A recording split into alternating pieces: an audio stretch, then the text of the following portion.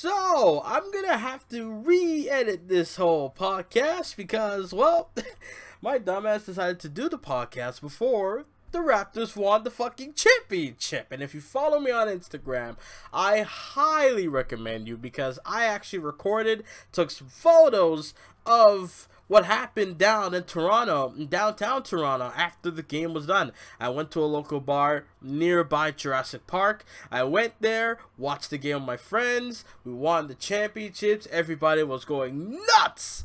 It was a euphoric feeling. You know, it just felt like it was the biggest payoff Toronto could ever receive in NBA history, okay? I'm just like, since 1995, this whole thing was done. It was made, right? The whole Toronto Raptors team was made. And then, you know, it took year after year after year.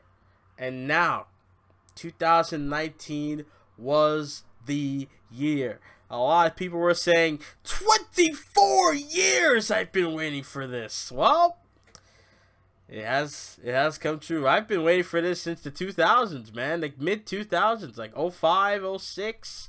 Around that time, that's when I was a big NBA fan at the time. And then it started to die down when I started to go into wrestling. But, you know, later on in the years, I started to come back a little bit, you know, when the whole Golden State Warriors was just going nuts with winning championship after championship, being in the finals for 5 straight years.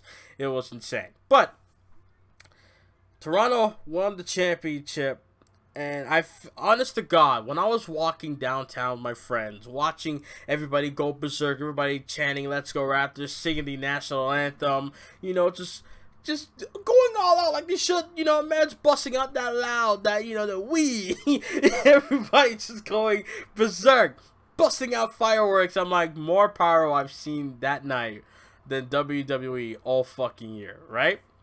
So I'm going through the motions. I'm watching everything. I'm just like, yo, this feels like a dream, dude. Like, I feel like I'm not legitimately here. I feel like I'm laying in my bed in a deep sleep, dreaming of the entire night, having people chanting and climbing on things, going into forbidden places, climbing onto structures outside. It was insane. Mans were climbing up street signs, ripping it off. I might add, and I'm like, dude, everybody is going nuts. We literally walked around downtown for about 3 hours, I think, right? It's a moment that I will never forget in my life. And I kept saying they did it. I didn't want to be one of those stupid fans that'd be like, we did it. But realistically, as viewers, we didn't do shit. It was the men who went in to Oracle Arena, who went to Oakland, California, who went and busted their asses and did the deed and got the job done. And saying, not really.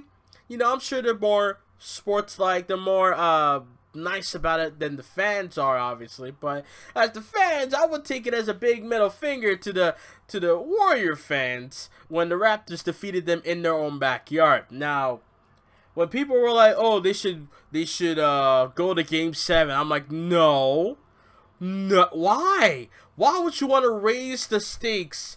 Why would you raise the chance of the Warriors winning the championships even higher than it already is? The worst case scenario is that they win 2 games back-to-back, or 3 games back-to-back for all I know. But that was not the case. Thank God that was not the case, okay?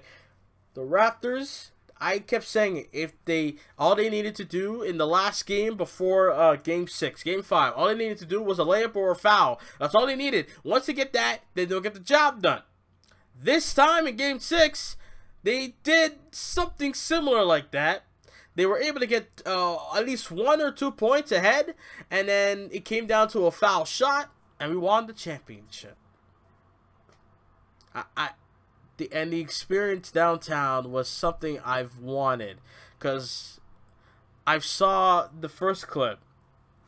I saw it on Instagram by 6Buzz on Instagram that You know, when the Raptors, I don't know if it was game 1 of the finals against Warriors, or was it against Milwaukee, or maybe the last shot that Kawhi made against the game in Philly against Philadelphia.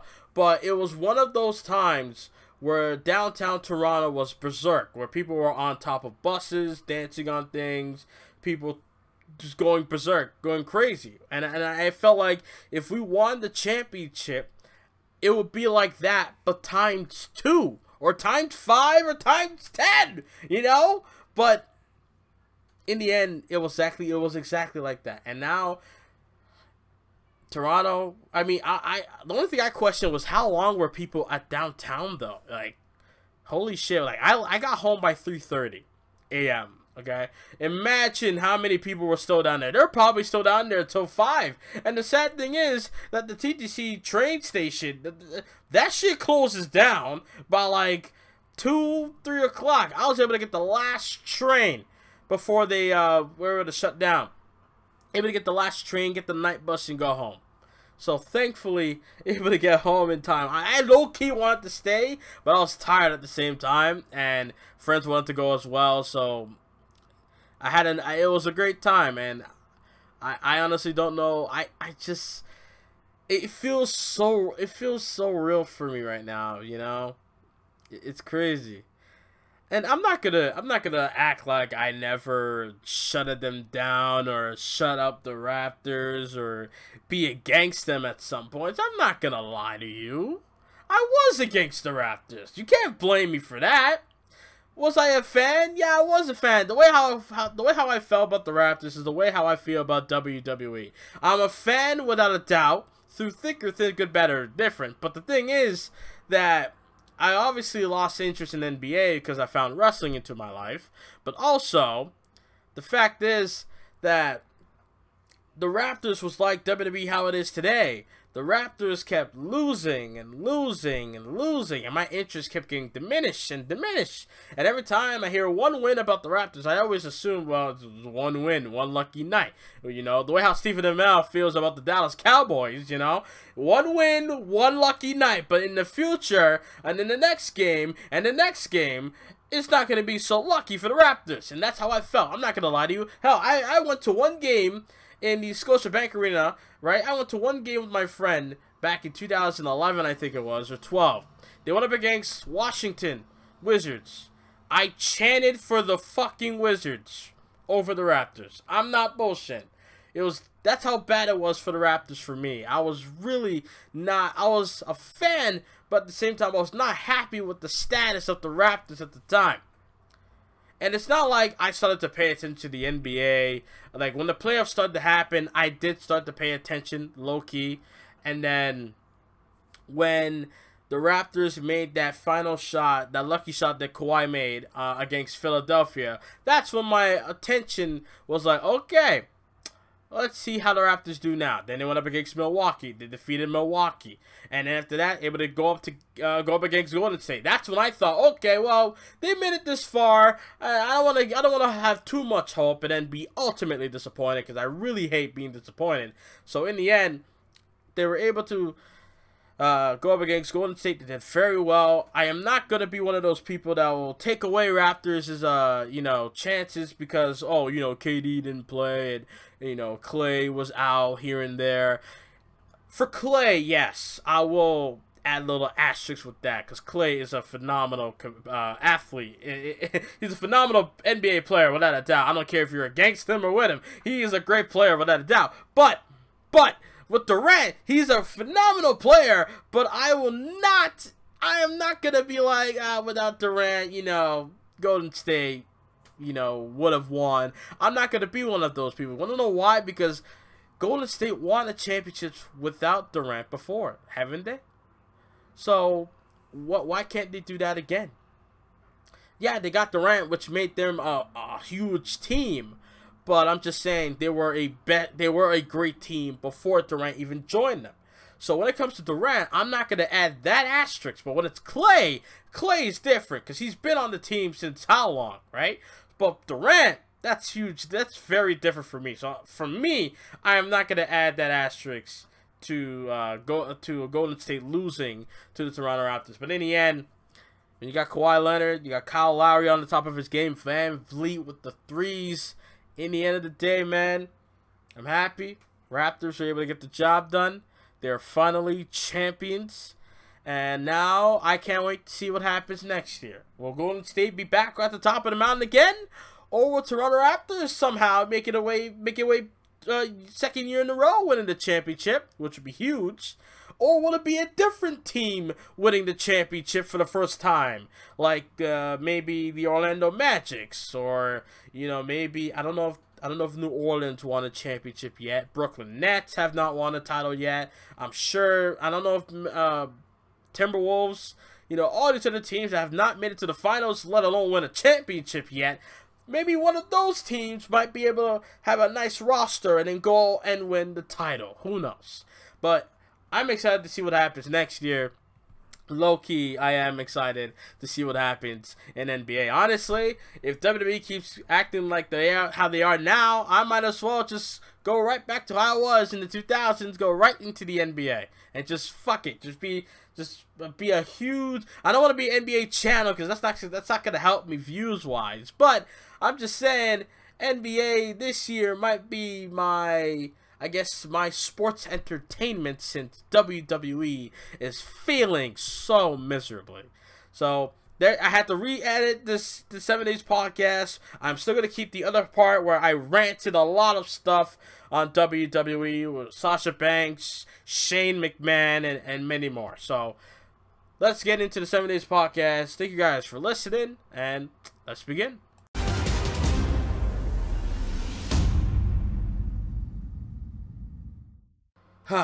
What is there to talk about, huh?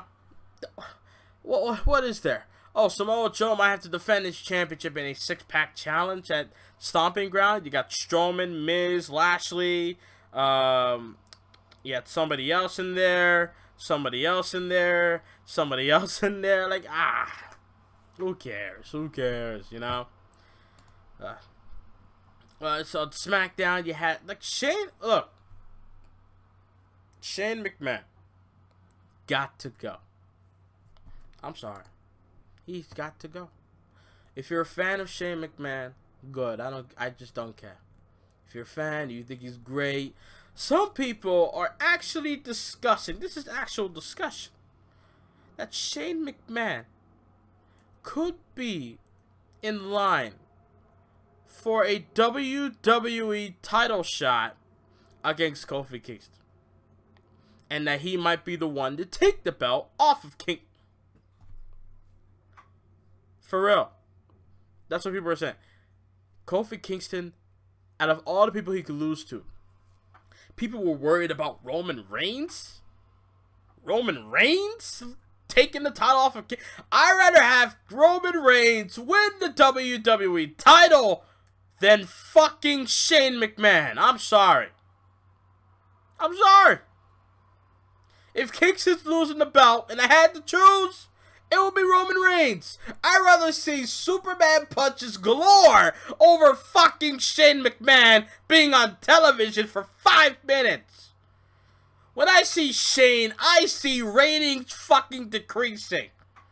When I see Shane McMahon, all I see is just people. I swear to God, I'm surprised people don't do this. I swear, I imagine in my head that people get up and walk away, go to the concession stands, or leave, period. This wild card thing needs to end. The fact that we got Alexa Bliss, Raw talent, taking on Bayley, SmackDown talent, for a SmackDown championship. Now, I tweeted this on Twitter, and some people actually liked it because it's fucking true. Remember the days when SmackDown was taped in 2012, to 2016 before the draft, and SmackDown used to be like the rebound show or the aftermatch show of Monday Night Raw. Whenever something big happens on Raw, they recap it on SmackDown and they add little matches. It's kind of like how they do with Main Event on the network, where they have like 2 matches on the show, but they recap the highlights of Raw and SmackDown now. Yeah, That's what SmackDown is now. The only difference is it's live and it has championships exclusive to the brand. Everything else, no, it's the same. Everything else is the same. They got highlights from Raw being shown on SmackDown on a 2-hour fucking show. You got some wrestling matches here and there, and you got freaking championships. And it's live. That's it.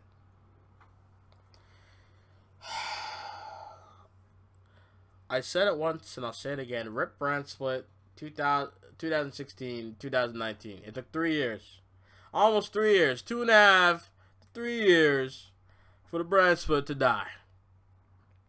From July 2016 to April 2019, the brand split's dead when they announced the wild card.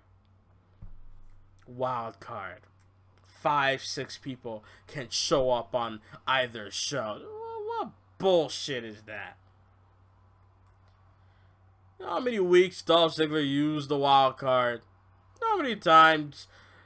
Not Shane McMahon.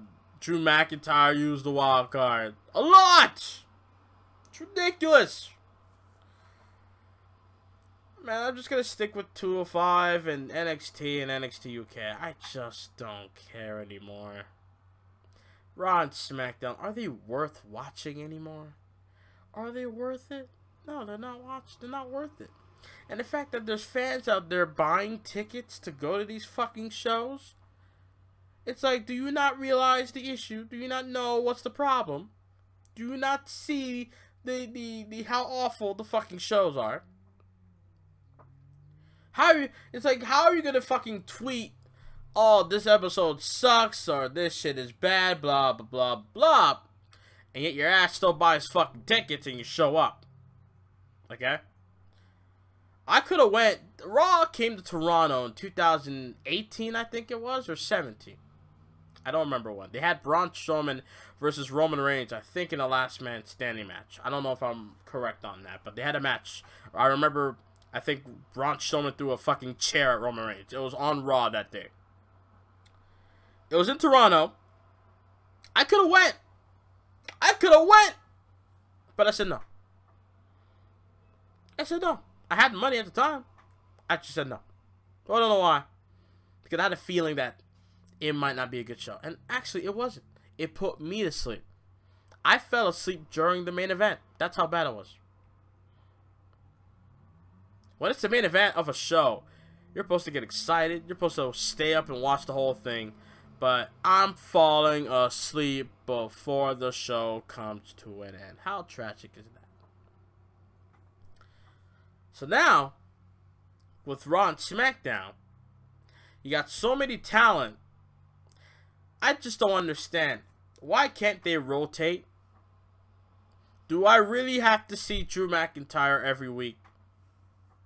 This is actually the first week in how many weeks that we have not seen Roman Reigns.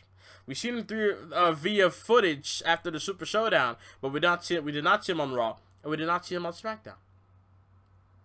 The Miz was on Raw, and then he's on SmackDown the next night. Why do we need to see two people? Why do we need to see one person on two shows? Why? Bayley won the SmackDown title. And then she's on Raw, teaming up with Becky Lynch, taking on Lacey Evans and Alexa Bliss. Why? What's the purpose of that? I don't get it. And now, Alexa Bliss is on SmackDown, back to back with Raw as well, on Raw and SmackDown. Why? Oh, because she's number one contender for SmackDown. Why is she number one contender for a title on a different brand? I never ever seen this before. Why are they doing this? Stomping Ground is really a shitty pay-per-view. I don't know why anyone should watch it. I don't know why anyone's gonna waste 4 hours of their fucking day watching the goddamn shows. I'm just saying. You know? You know what I wish for? I wish NXT TakeOver, it doesn't happen on a monthly basis, but at least it happens on their own thing. Like, they don't have to be a part of a pay-per-view weekend like WWE, like how SummerSlam is. Like, when it's SummerSlam, WrestleMania, and Survivor Series, when it's the big four or the big five, so to speak, then okay. But when it's by itself, like it was with TakeOver 25 through 2-3 weeks ago. You know, things like that should happen more often. And I believe that wrestling pay-per-view should be on a Saturday, not a Sunday. Because then you gotta wake up the next day, you gotta go to school or work. You know, Saturday is perfect. Because Sunday, you get to recover. That's how I always... Saturday, to me, is the day you go all out, you do whatever the fuck you want to do. And then Sunday is the recovery day, where you wake up and you relax, because what you did on Saturday, you blacked out. And then you wake up Sunday, and you're starting to refresh. And then Monday, you're ready to go for work or school. So I hope AEW, by the way, gets this right. They did it right with Double or Nothing. I hope they do it right with All Out. I believe All Out is on a Saturday, hopefully. And then every time they have their pay-per-views, it's on a Saturday, no Sunday. Please. Please, for the love of God. Now, I saw this on Twitter, how Sasha Banks liked a tweet regarding disliking WWE. And I'm just like, okay, she liked the tweet. Why imagine making this a big fucking deal? Oh, because she works with WWE, or she's still with them, and the fact that she liked... Normally, like, I understand normally when a fan shits on the WWE product, you know, the wrestlers obviously got to defend the company. Like Velveteen Dream, he's doing that right now on Instagram with Storytime, I think.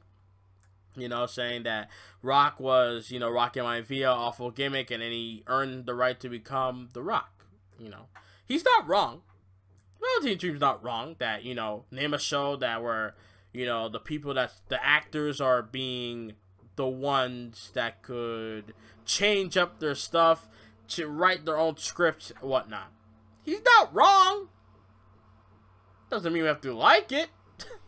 He's not wrong. He's right that, it's not like the freaking wrestlers can be the ones to be in control and write everything for them, Obviously, WWE got to manage the whole thing, but the thing is, sometimes they don't know when to quit when things just don't work out. How long did it take for WWE to realize a certain gimmick doesn't work? I don't understand. But then with Sasha Banks, I don't get why people are making this a big deal. Oh, she liked the tweet that was bashing WWE. So what? That's a tweet. She liked the tweet. What does that mean? Does that confirm her discomfort with WWE? Maybe. But why is it a big deal? It's not like she made the tweet herself saying, fuck this company. She didn't tweet anything. She just liked the tweet. Why is it a big deal? We're all gonna forget about this in a couple of days. At least not, if not forget, then at least not make it a big deal. I don't get it.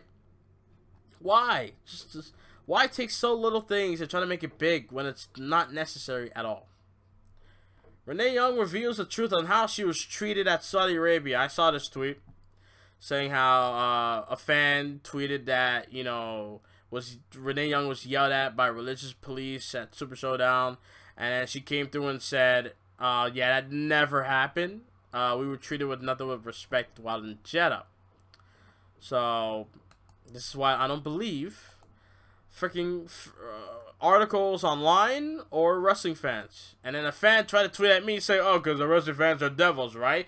I mean, wrestling fans are fucking stupid because they can take something and try to spin it, or they fucking complain about an issue that was so many years ago and they try to bring it up now to ruin somebody's career, or they'll take a little detail like Velcro on a championship and they bitch about it for weeks. And then when they put snaps back on the championship, you don't see a fucking word. So yeah, I wouldn't call wrestling fans devils. I'll just call them fucking morons. Because they like to take something and they just try to make it into their own narrative and try to push that shit so fucking hard. Lars Sullivan, he made racist comments. He made bad comments. Okay? I'm sure he was dealt with backstage. Why the fuck is it your business anyway? You know? I understand it's on the internet. You know, when people post shit on the internet, obviously people are going to, you know, give their thoughts about it. I'm just saying, dude, why does it bother you? What happened to words shouldn't fucking hurt you, man? When I hear somebody make racist comments, I'm like, oh, okay. Like, it just shows what type of person you are, and I just move on. I don't need to fucking push it out on the internet. Oh, racist. Oh my god. Yo, join me in shitting on this person because fuck this person. Saying racist shit. I'm gonna post this on Instagram. I'm gonna post this on YouTube or on Twitter, trying to get social media fame. Pathetic. Goldberg made interesting demand ahead of his in-ring return. Goldberg has never officially retired from the ring. I thought he did in 2017, but then again, he said he would be back eventually, so maybe that was the case. But it was thought that following his Hall of Fame induction last year, he had wrestled his final match. The former Universal Champion last wrestled at WrestleMania 33 when he lost the title to Brock Lesnar. Goldberg's in-the-ring return was something of a shock, and according to Fightful, the WCW legend made it clear that he would only return to the ring if his son and wife were allowed to tag along to the Middle East with him. It's thought that this condition was met, even though neither was spotted in the crowd during the match. So that's nice. Goldberg, only way for him to do this awful fucking match was for him to have his kid and wife watch at ringside, which is nice. Personally, that's nice for Goldberg to do that. But, yeah, I kind of regret, I would fucking regret now having your wife and son watching you get your ass kicked and get fucked up in the ring by The Undertaker. You know? You hit spears, he hits choke slams, you hit your face in the buckle, you busted your fucking head on a fucking door again, and there was blood. You think I didn't see that red dot on your bald head? Come on, Goldberg. And then you want to tweet out saying that you apologize for what you done, you know, but for those who liked what happened with him, hope you're happy. Hold on, wait a minute.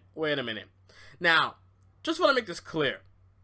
I may have tweeted bad shit on Twitter. I want to make this clear. I never once wanted something like that to happen at Super Showdown. I was actually hoping for a good match to come and take place. You want to know who fucked up the match? I believe Goldberg fucked up the match. A little bit. You want to know how? Because the dude fucking busted himself open backstage. That red shit on his fucking head.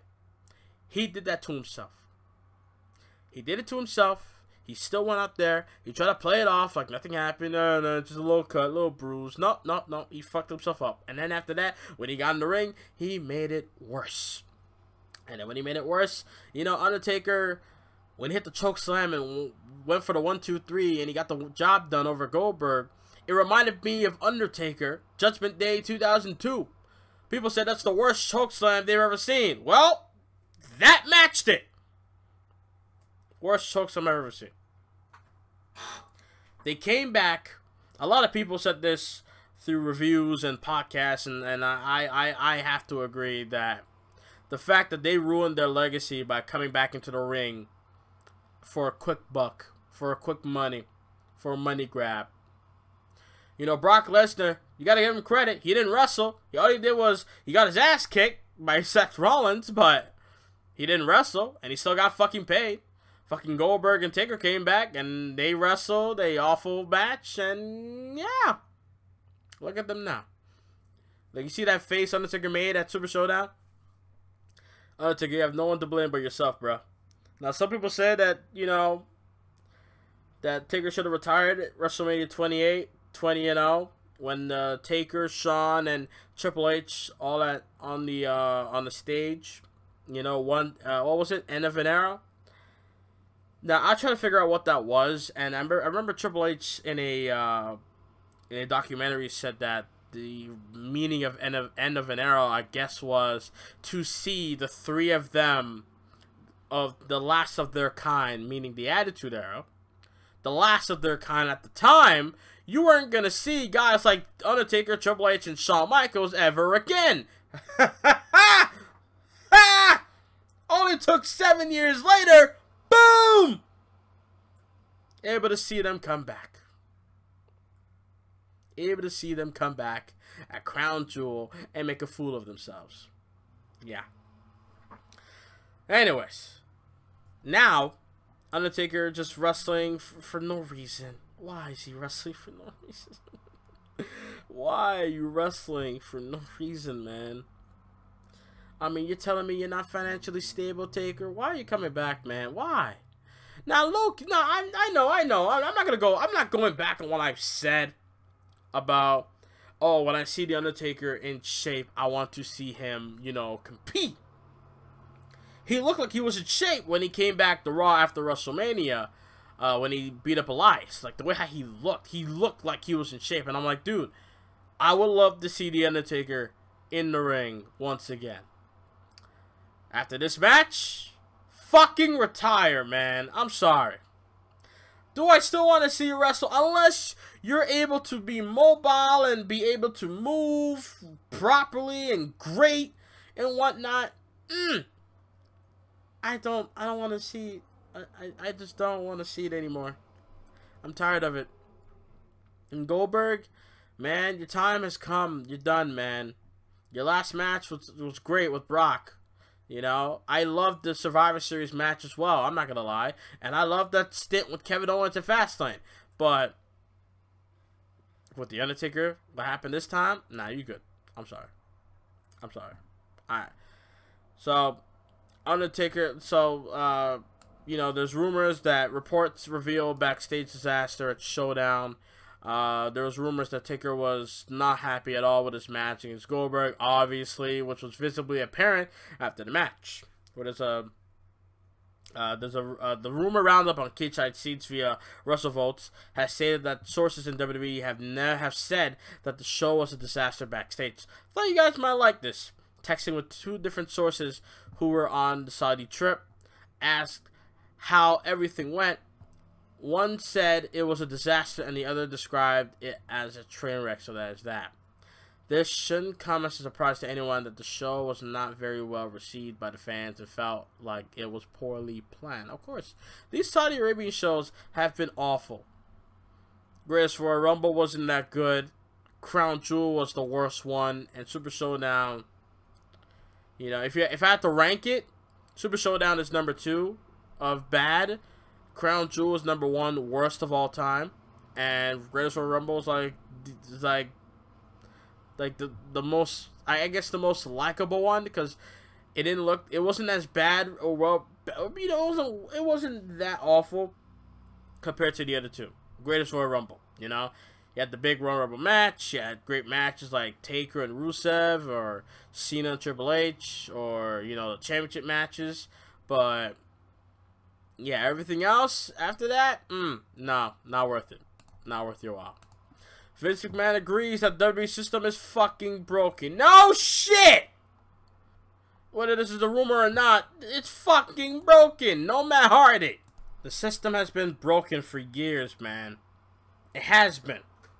And now I guess it's being reported that the direction of WWE needs to change. Well, now, recent news is being reported that a trusted backstage source within WWE, who isn't close to Moxley, said he was unhappy while working in the company, that his comments about their system being broken is true. The source further stated that many within the company are aware that several changes must be made, even Vince himself realizing that fact. Nigga,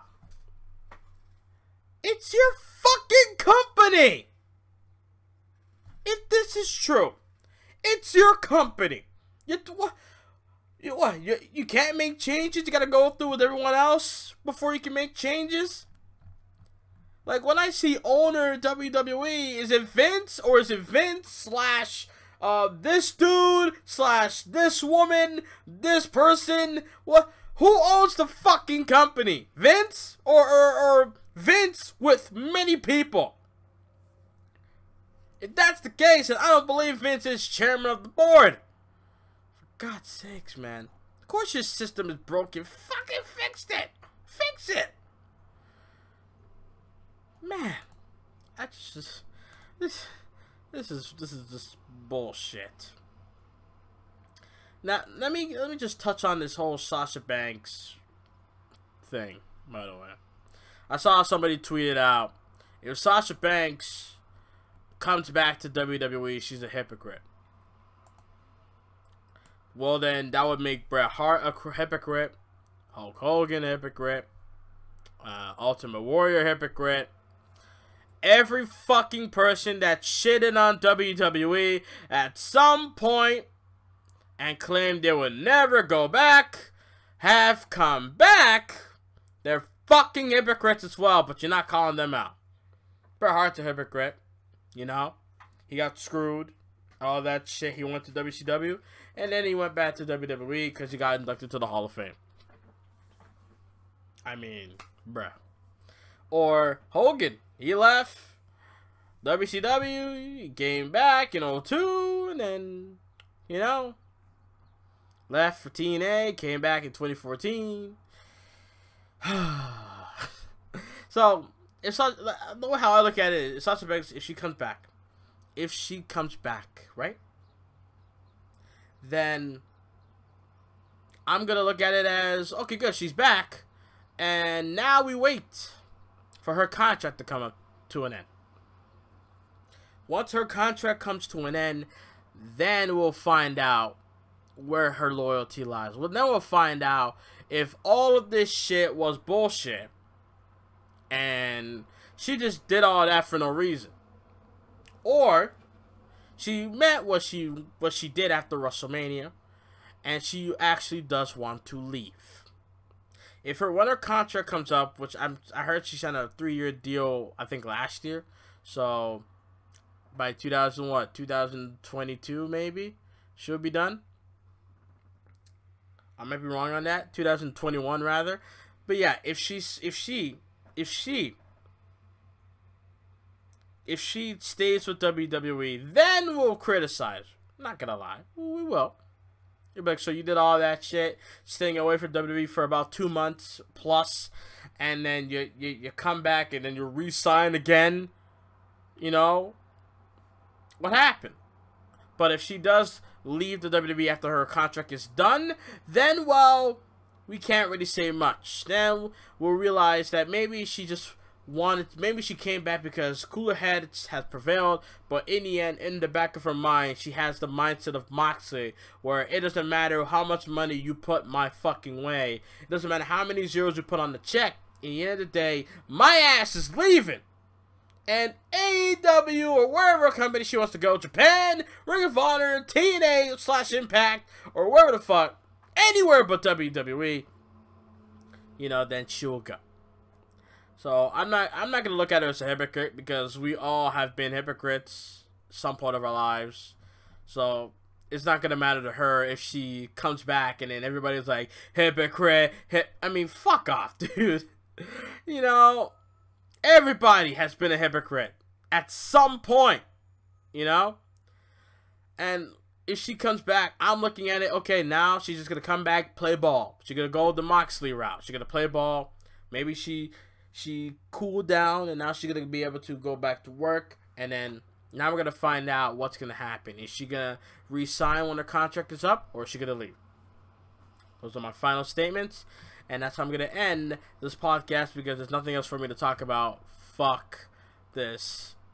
Just fuck WWE's, dude. I'm sorry. I just can't. SmackDown got a new logo. Looks cool. I don't know if it's real or not. It looks cool. You know, when SmackDown goes to Fox, we'll see. By the way, if they go to Fox, I expect new set, new graphics. Well, if that's the real logo, then new logo. And everything new. New camera angles, everything new. Except, you know, the commentary. The commentary team is fine. I like Graves with Saxton and Tom Phillips. Maybe we could change Phillips for Vic Joseph. I'll take that. You know, but in the end, yeah, SmackDown needs to change. But Raw, every time Raw gets a change, it's like it's good at first, and then months later, we go back to the same shit. It needs to change. It needs to, it just like I just want them to bring back intros and pyro. That's all I want. Intros and pyro. Like they show the intro, then they got the pyrotechnics flying after the intro, and then we recognize the theme song. What is the theme song for Raw? I judge their theme song off of their YouTube videos. You know when the clip is done and they have like when they have annotations at the end of a video, right? So they have that end screening annotation thing at the end, and then they play the theme song. SmackDown's theme song is Take a Chance, which is the theme song they had for 3 years. Raw's theme song has been Born for Greatness from Papa Roach. They used that for Payback pay-per-view in 2017.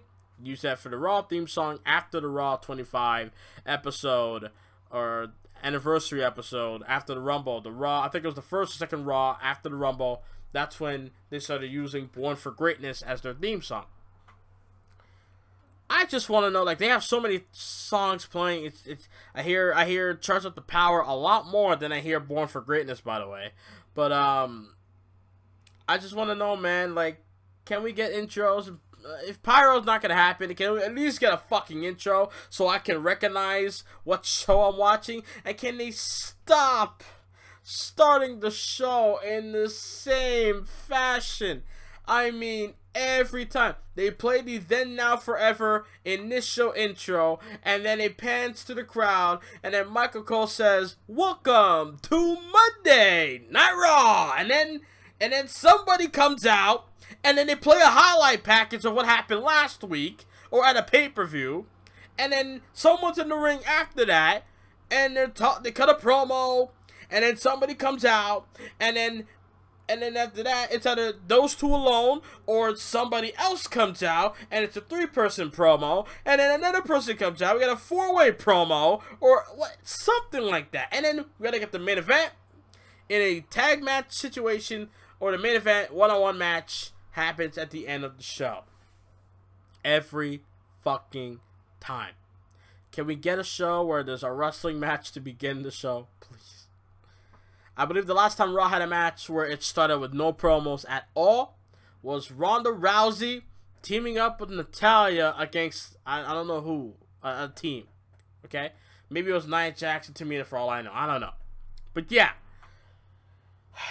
Can we, like, change it up? Like, the one thing I always worry about in my Raw and SmackDown episodes is how do I change up the beginning of the show? Do I use pyro and intro and then start a match, or have a promo, or show the match card before I go to whatever's gonna happen next? Something. You know, I always consider changing the intros of the show. How do I start the show? You have the initial intro, and then you have something after it. Whether it's a backstage segment, a backstage brawl, or something along those lines. I don't know. So that's all I got to say about that. Hopefully things will change, maybe by October. If not, I'm just going to cancel out WWE entirely. I'm just going to watch the network stuff like NXT, NXT UK, and 205 Live. And that'll be it. And then everything else will just be the AEW. And I might be making AEW Universe Mode for all I fucking know. Anyways, hope you guys can enjoy 7 Days Podcast. If you guys can, please leave a like, subscribe if you're new. Follow me on Twitter, Apple123Jim. And I'll see you guys next time. And I'm out. Later.